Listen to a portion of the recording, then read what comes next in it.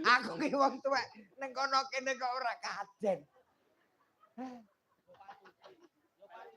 Padahal bupati kuwi basa lho karo aku.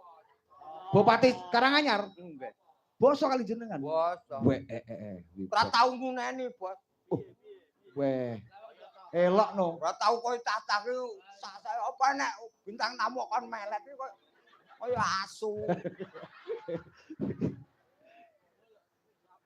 Aku terus diringi iki mau jane ya bungah susah. Kok bunga susah pripun? Iki mau apa? Waktu tamasya iki mau. Iya. Piye lagune? Saya mau tamasya. Kowe marai tamasya numpak apa mau? Numpak becak. Kowe numpak becak wis marai risi. Kok marai risi piye? Kandhani Bos, numpak becak nek ndi tutune manuk. Kok numpak becak ditutke manuk? Ora percaya sampean men becak. Heeh. Ning Glanggu. Iya. Becak mlaku. Heeh. Sampean mang noleh mburi.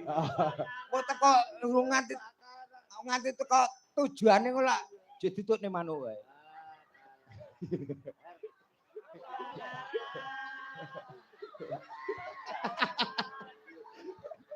Lah iringane kuwi gathukane karo kuwi kok apa-apa ora peneran kok.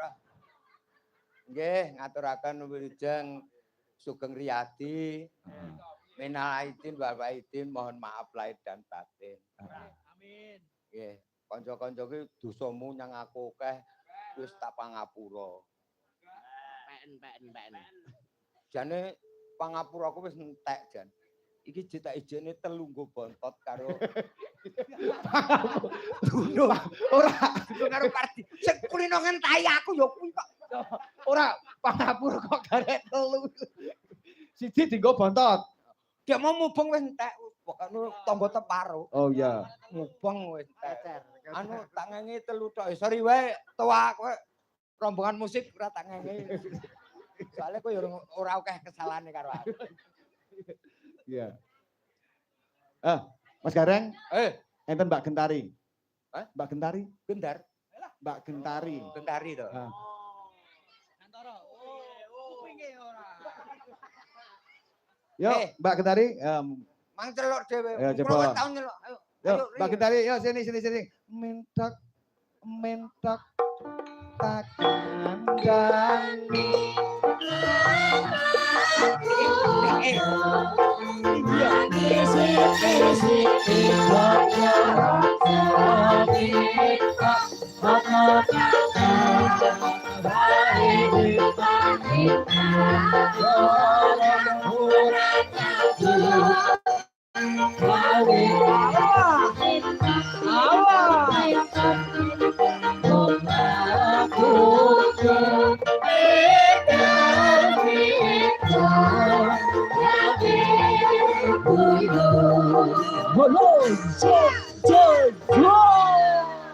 Sugeng dalu bali mbok macange.